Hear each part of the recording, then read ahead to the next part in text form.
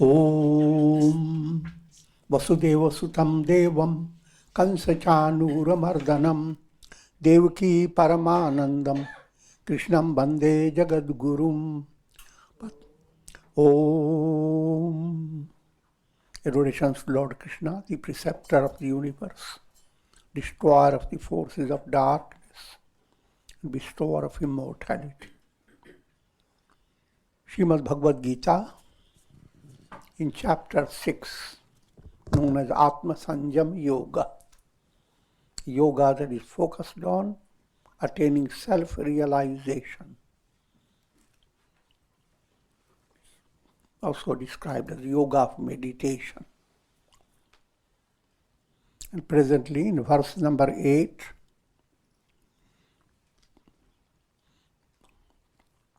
Jnana Vijnana Triptatma Kutasto Vijitendriya Yukta Ityuchyate Yogi Samaloshtashma Kanchana. That yogi is united with the Supreme Self, whose mind is fully contented due to knowledge and realization, who is unshakable due to his mastery over the senses, and for whom a clod of earth, a stone and gold are one and the same.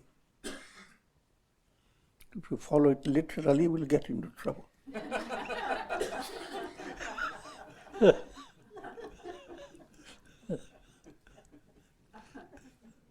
So you have to understand the profounder meaning.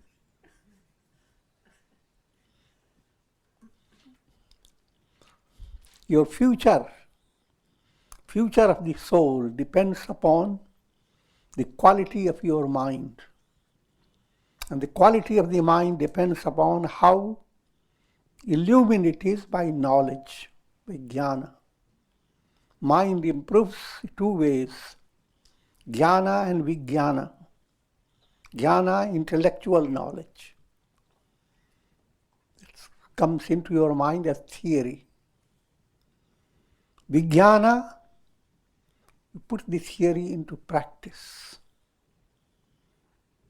Broader way, jnana, to have intellectual grasp of what the scriptures are teaching, what the goal is, intellectual understanding. And vijnana, a direct realization. You get a intellectual understanding that somewhere in a big hotel, in a big shop, some wonderful pakoras are there. Wonderful food is there. And someone brings you also the smell of it.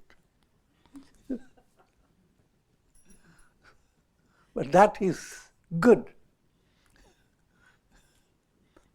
But that in itself is not your satisfaction. You have to go there and then actually chew it up, enjoy it, and so forth. So there are two stages in your movement. Grasping intellectually, that also is not easy. Spiritual knowledge has to be attained under proper guidance. Otherwise, same teachings become distorted through different limited minds. I will not go into that detail, but you know the world is filled with narrow-minded people who consider themselves very advanced, spiritual. So spiritual that even hurting anybody and destroying a person means just ordinary fun. The world is constantly suffering from that terroristic attitude in the name of religion. But that also I'm not going to touch that.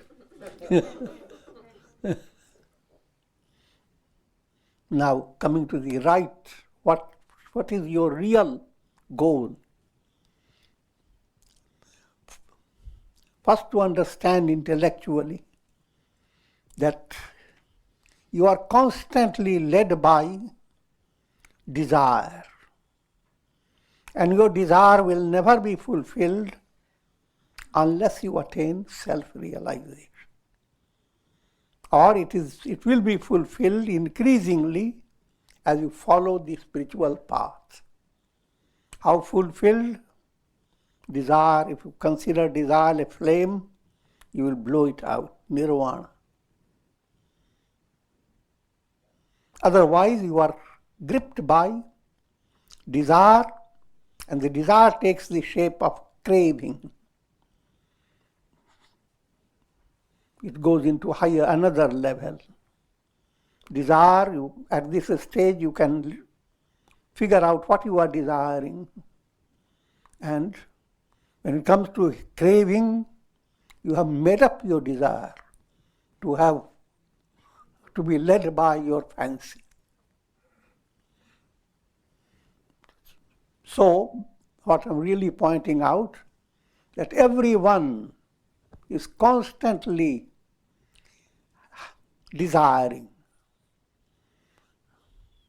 And if desires are fulfilled in a worldly way, they cannot be fulfilled. Their nature is just like you are thirsty and you are taking saline water. The more you drink, more the thirst. Don't take it literally, but that's allegorical. The more you fulfill your desires in a worldly way, by possessions, by fame, name, 3 ways people go to fulfill their desires. Lokeshana, putreshana, having your progeny, sons, daughters, great-grandsons, and so forth. Whole family line secure. You look back, your family line, link yourself to Alexander the Great. And dream of all your children and generation shining in this world, no matter what happens to other people. That's kid stage. Coming to more philosophical way to understand, until you attain God realization,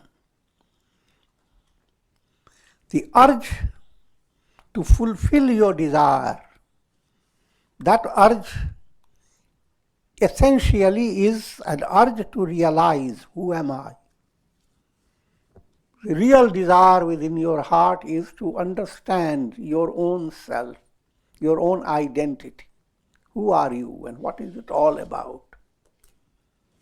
Real urge to experience, I am Satchidananda. I am absolute existence. I am absolute awareness, absolute bliss. That's your real urge. But the urge, what happens to its surge? You are working in 3 ways. Securing a sense of existence. Sat, you want to see things endure, including your own personality. Live long. How long, don't care. Just live long. Is 100 years enough? Oh no. Long, hundreds. Everyone, all souls, animals, birds, they are all working under the urge to exist and to have possessions in a way that they can endure forever. If you love some necklace or something, you don't put a limit to it. Oh God, keep it only for 50 years in this family. Yeah, I'm not going into details of that. But that's the urge.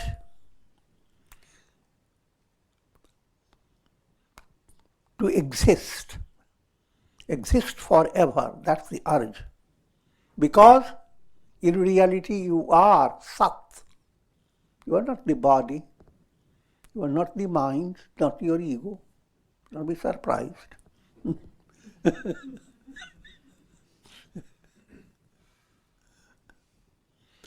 The essential nature is Brahman, the Absolute.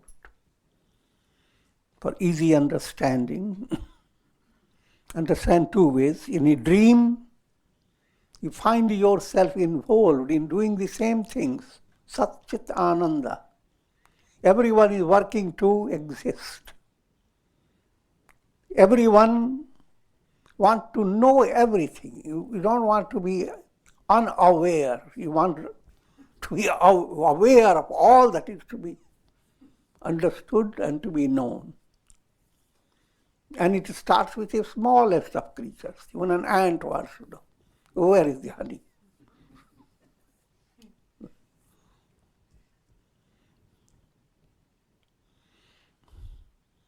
And that's urge to realize I am pure awareness. Not a question of to know something. Urge to know and then realize and gain the knowledge of that. It doesn't fulfill you. The more you know, the more you want to know. And the more you know, the more you realize how stupid you are.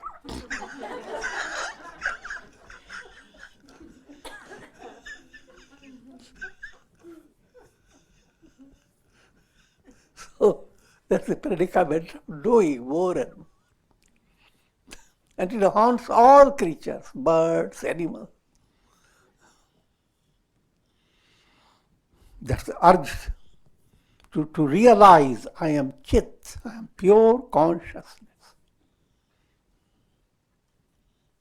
And urge to be happy. All creatures, they want to be comfortable. If the mosquito wants to dance in your ear, and dive into your ear. All for happiness. Ananda.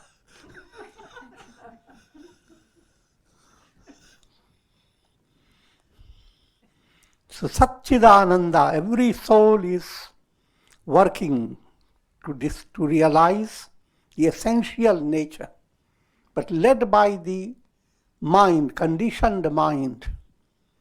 All these three you are looking for in a world which is like a dream. You can't be fulfilled. If certain things you couldn't do, you go to sleep. In dream you started doing them. I'm jokingly telling you. But in dream you paid off all your debts. I won a lottery also. But no matter what you got, how wonderful was your dream, no matter what, it was a dream. Nothing of that was real. So, your happiness cannot be secured, as well as your satisfaction cannot be secured, as long as you have not discovered your identity, as long as you have not understood the world, as long as your experiences are through your brain and nervous system, which is a kind of an iPad. As long as you are depending upon this iPad, it's a sad movement. I'm putting it in a very profound way. Your body, your mind, that cannot stay in the world forever. And if they are not staying in the world, what are you going to do in the mirror? Then, who am I? That question has to enter the heart. And when you begin to resolve it in your daily life under guidance, it's called yoga. Your action turns to karma yoga. everyday activity, instead of constantly grudging against your actions, blaming your job, and so forth, you begin to understand it is a part of your enrichment, your movement, part of learning in a deeper way, part of a movement that will relate you to God. So actions are worship, but not for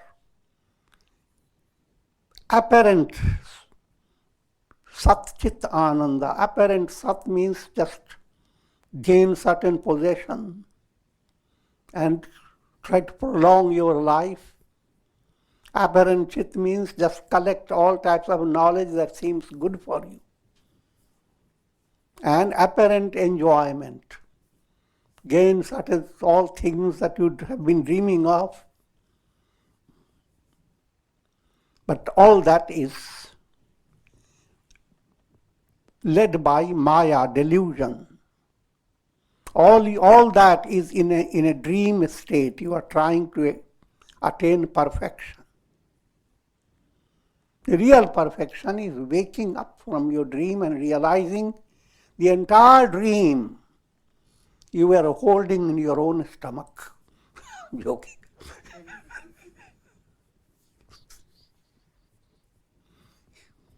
You are holding in your own personality, own consciousness. Just like a lake holds a lot of reflections. So you have held all that as reflections. And reflections are not real possession. Lake in itself is the reality. Consciousness, pure consciousness, is same as God, Brahman, the Absolute. I am, that am I. That's the ultimate truth. You learn from all the religions of the world.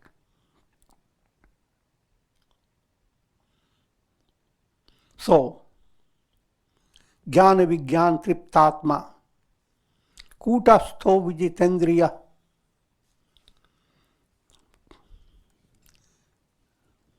Kutastho, unshakable due to his mastery over the senses. Senses imply mind and all the 5 senses of perception, 5 organs of action, what's called indriyas. Mind and senses all together, that's what's being referred to in this context. So if you have mastery over your mind and senses,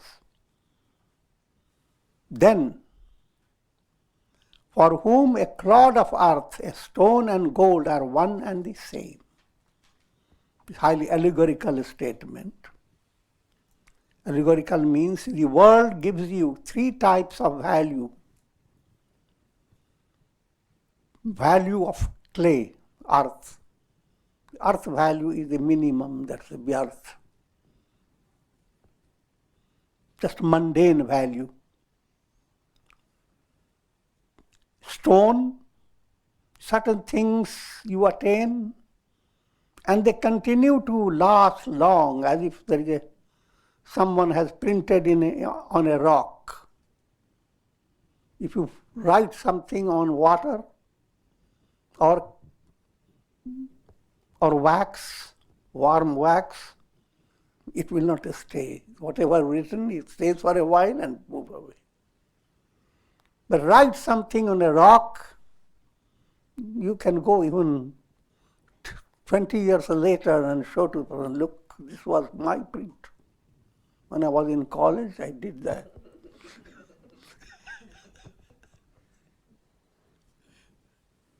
So, certain attainments in your daily life are like water, marking down in water, marking down in clay. Certain attainments are like rock. And certain attainments are of great value, gold. If you are studying profoundly, then these relate to point to three gunas, tamas. If you are very tamasic, then your attainments are like prints on clay or prints on water. Your attainments are just shallow. If you develop rajas, your attainments seem to stay, but superficial. It is only a rock print. It doesn't go any beyond. Your mind, ego, as long as it stays solid rock, you go on holding on to your memory of what you have attained. But if sattva begins to develop, gold plays two parts. Everybody goes after gold. It's a part in which gold is played as the object of your greed. But in spiritual way, when sattva enters, you begin to come to a state. Sattva plays part like Vibhishana in the Ramayana. Ravana, Kumbhakarna and Vibhishana, they were three brothers. Vibhishana was sattvic, devotee of Rama. In the beginning, he was a great obedient brother of Kumbhakarna and Ravana, who were devils. Later, Vibhishana was moved away from Ravana and joined Rama.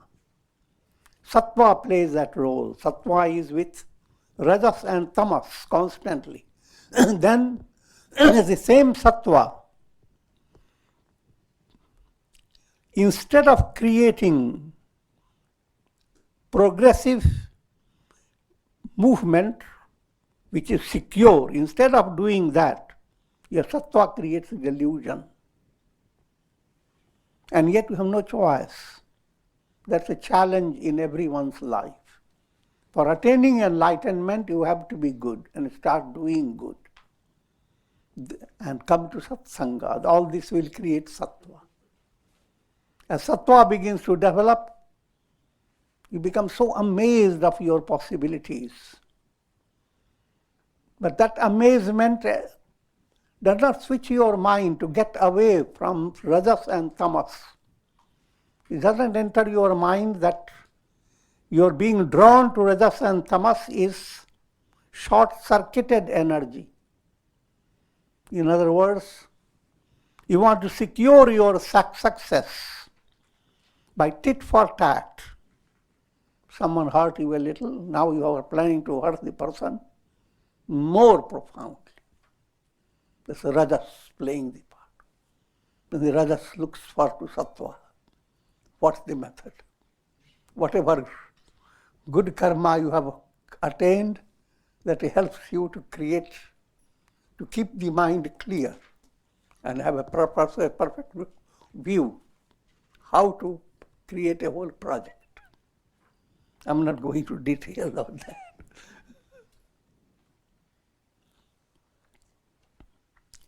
So, in brief, if you are a yogi, you will not fall in trap to the three gunas, sattva, rajas and tamas. You will continue to have more sattva until you attain enlightenment. Attain sattva not for worldly prosperity, that will come automatically.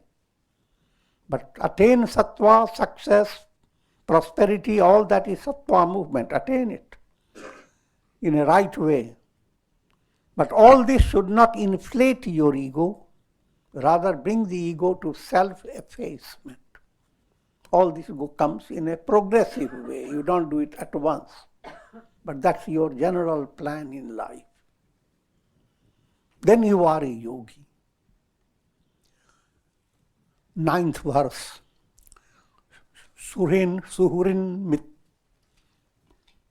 matraryudasinam madhyastha dveshya bandhushu sadhushvapi cha papeshu samabuddhirvashishyate.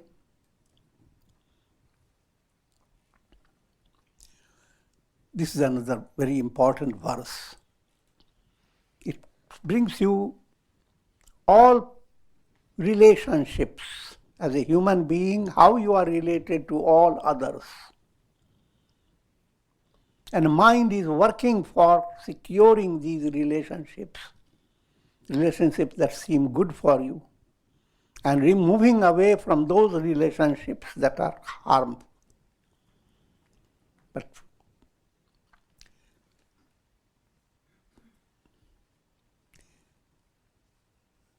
there are nearly 9 types of people that you come in contact with. 9 is a good number.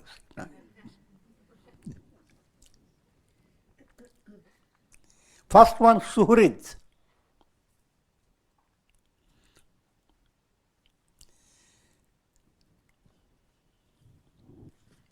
Among the yogis who has equal vision towards well-wishers, suhrid is well-wisher.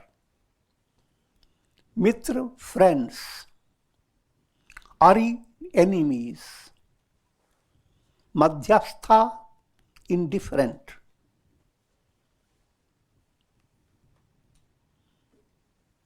Udasin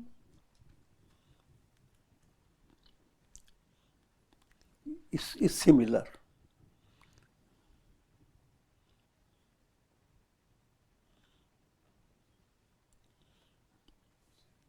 Dveshya, hateful. Bandhu, close relatives. Bandhu means relatives, can be close relatives, can be distant relatives. Sadhu, doer of righteous deeds. Papi, doer of sinful deeds. Let me go through more detail. First focused on suhrid. That's the most gracious relationship. In a relationship where there is constant urge to do good to the person you are related to without expecting anything in return. The very opportunity to do good is so enjoyable to you that you thank the person who gave the opportunity. If you have that type of a heart, suhrid, rit means heart, so good-hearted. That's advanced state of relationship.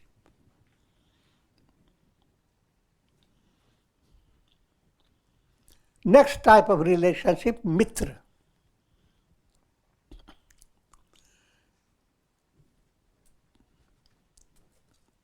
Ideal, again, each relationship can be positive, can be negative. But here we are focused on the positive type.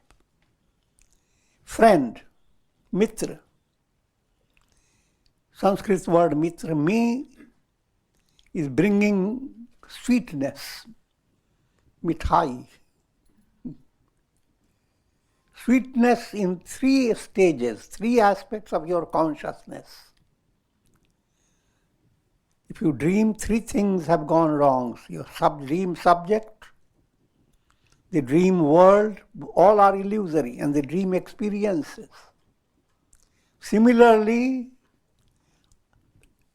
at all times, as long as the mind is not enlightened, you are moving in 3 aspected world. You don't know about yourself, but you are the most important.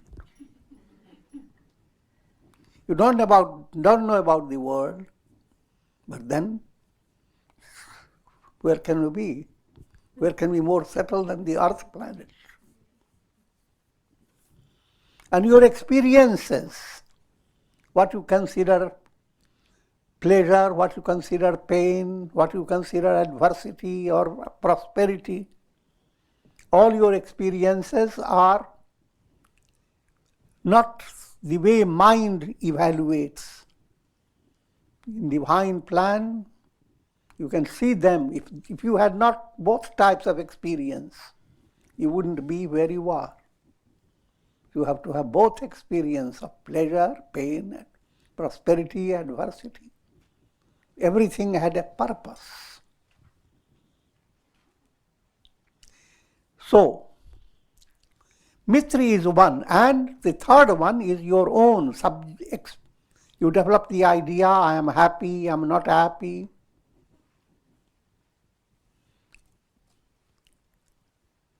In other words, if you have a friend, he makes your mind positive in three ways. Positive towards your own identity, how you feel about yourself. Positive towards what is happening in the world. And positive in directing your attention to what is really good for you, for your spiritual enlightenment. The real good, not what simply seems comfortable for you. So a friend plays that role. It's called mitra. It is considered the ideal relationship. And in Indian scriptures, great sages are the embodiment of friendliness.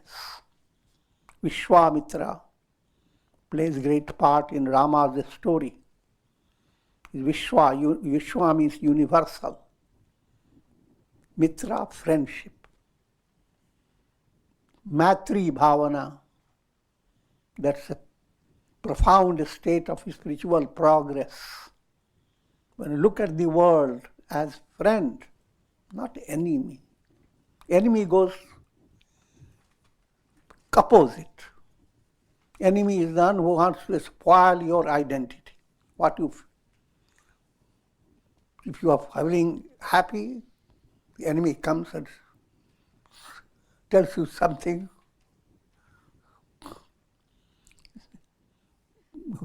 well-planned way to make you discouraged and go in a wrong way.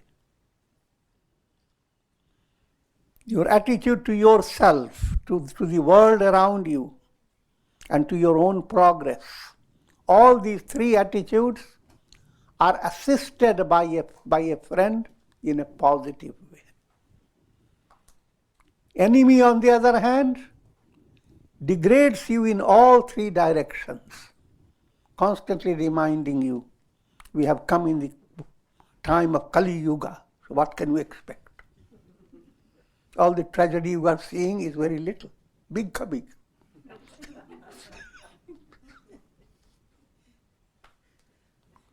Wait and watch. There's nothing else to wait and watch. And you cannot attain liberation in Kali Yuga. So, wait for your hell. I'm joking, but try to understand. I'm elaborating. You can understand what it all means. To be a friend, such an uplifting relationship. And that attitude has to come in every relation. A father must understand a friendship with the son or daughter. Mother must have the same thing. As you grow, your relation with father and mother must be a friendly type. How will a friend live under your guidance or in your association? So I have described you friendly relation, mitra, what it means. And the next type is called ari. So another Sanskrit word is shatru. Three ways, all that is good in you is called sha. Sha, shri term, sha term, you are feeling good. The world you are experiencing, you are having positive view of it. And your inner experiences are positive, you are moving forward. Shatru is one that twists all these three. You're feeling so good. Now the enemy, Shatru, will suddenly bring a news that spoils your day. And your attention is shifted to all these things that are negative going on in the world. Lots of positive things happen, more than you can imagine. Even a little bud blossoms is a positive thing. The whole world is exploding with God's grace. But all that doesn't count. The enemy movement simply points to everything that looks so negative. And the third way, not only it's the news of external world, but whatever you are experiencing, the enemy puts your mind in such a way that your attitude is degrading. Then that's called Shatru. Mitra, Shatru, me. Three, called triad of relative consciousness. Triad of relative consciousness is made inspiring, elevated. That movement is friends movement. Three ways of allowing you to experience progress and inner joy. Shatru, negative, minus in three ways. Next type of relation, udasin. Udasin means indifferent. If there are people having two views, one view one side, another view another side, and they are fighting. If you are indifferent, you will listen to both views and will give your judgment in a way that any disharmony is corrected. Discord is turned into unifying melody. That's called udasin. That's another saintly characteristic in a relationship. Generally it happens, families suddenly come into a turmoil within their very close relations. And then they want someone who is detached and can do good. And we invite, please counsel us what we can do. The person who counsels you is udasin. He is not shaken by what each one is feeling and each one is thinking. His whole attention is how to correct their movement.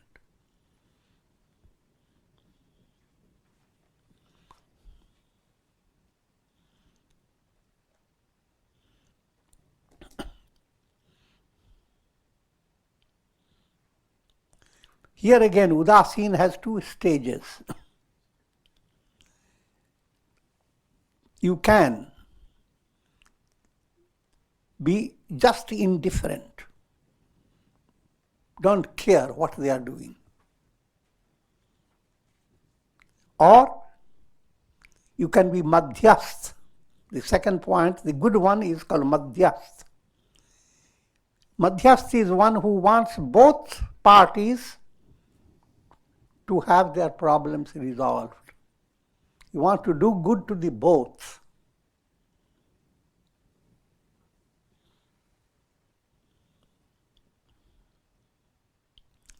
Next type of relation is called dveshya. Dveshya means hateful. And that is an abstract quality. Of course, all these qualities are abstract. But dveshya is that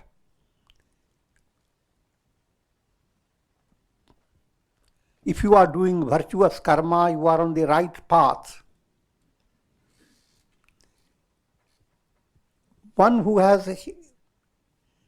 there can be a relationship that always discourages you to follow the right path. You want to come to satsanga and there comes a friend. Oh, what has satsanga done? Anything. So that type of relation is called dveshya.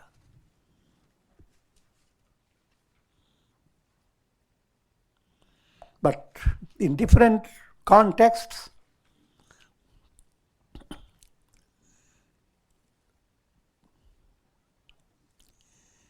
what is dear to you is not possible that everybody will feel the same thing dear to them.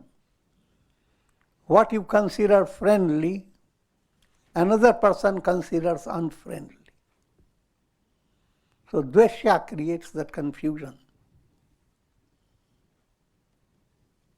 You can be very good to some people, and you may do very bad to some other people, depending upon psychological differences.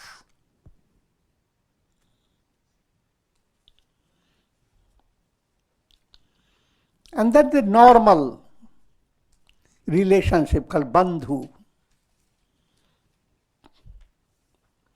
what is described as near and dear ones. May you be happy, and you and all your near and dear ones. All near and dear ones are known as bandhu.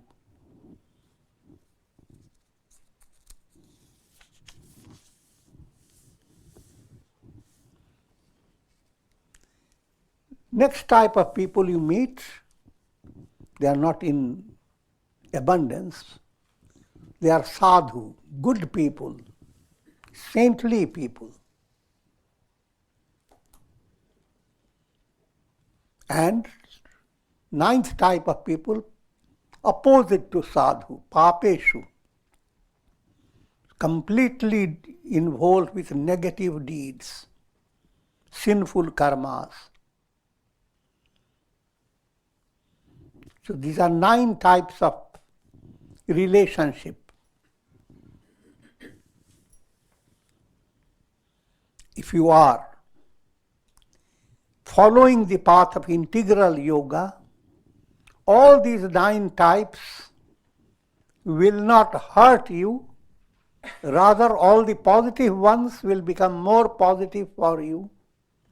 All the negative we described, they cannot push you backward. So you remain unaffected no matter what relationships exist. All the 9 variations continue in the world. But all becomes benign.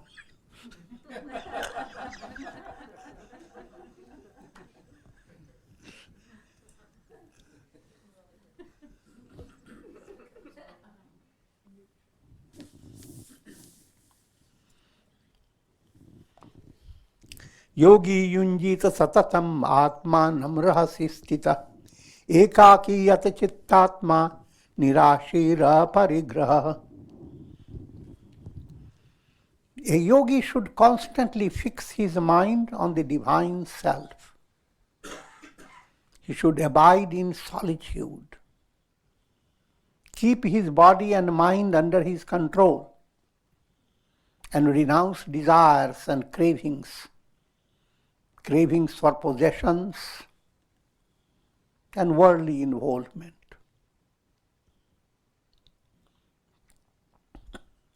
Now try to understand now yogi. Be a yogi, that first point. To be a yogi means your actions, karma, should turn to karma yoga. You shouldn't just let yourself go do so many chores and become bored. Chore and bored. But behind all your activity in life, the challenges you face, how you endure painful condition, how you find way out of it, how you turn to God and receive strength, all that together. The highlight behind it, all this is putting your soul closer to God. So that's the purpose of all your activity. And every action that you do is in relation to this divine plan. Then you have karma yoga view. And of course, to be a yogi, you start doing confused state of karma, and gradually your karma becomes more and more in harmony with your spiritual progress. Next one is called bhakti yoga. Bhakti means you love, the role of love and sentiments. Without it, you can't live a single day. That role of love should bring in love of God. If you find your baby's eyes shining, turn to God. That love is pointing to love of God. For God's love, you give your tender love to your children. I'm just giving one highlight, but the idea is all types of love that you experience. In that you must not forget there is a spark of divine love behind it. So how you handle your loving relation will lead you either, if you are ignorant, your loving relation will be just confined to the body and bones. If you are divine, your loving relation will go into God within you.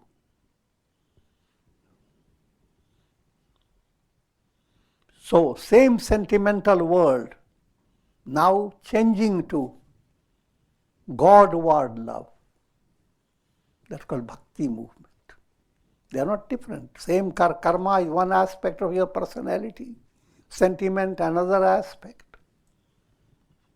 And third aspect, mental focus, will aspect, that you develop on the basis of dhyana. How can you control your mind? How can you make your mind strong so that can focus on the goal before you? Or should you be under the control of a indisciplined mind?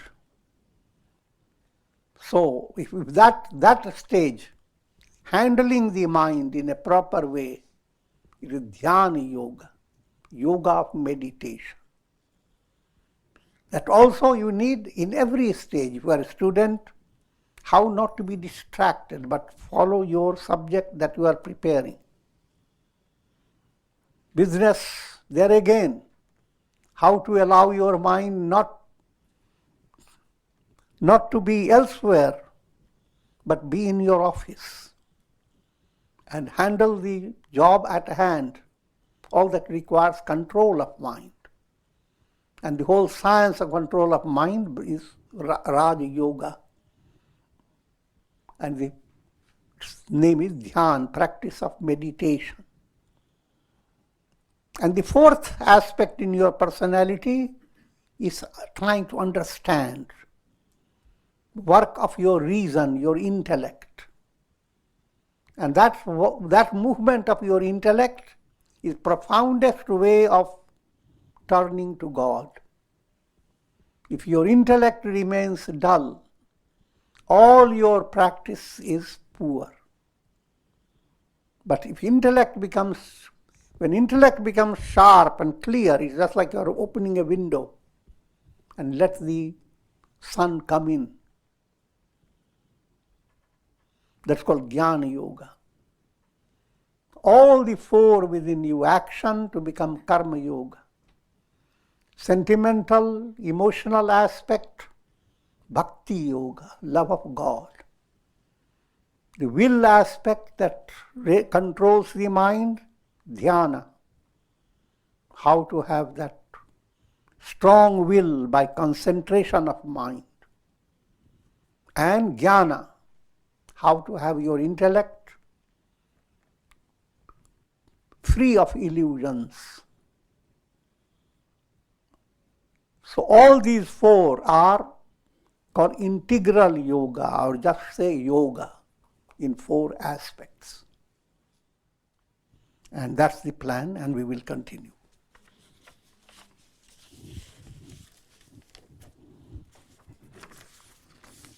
Om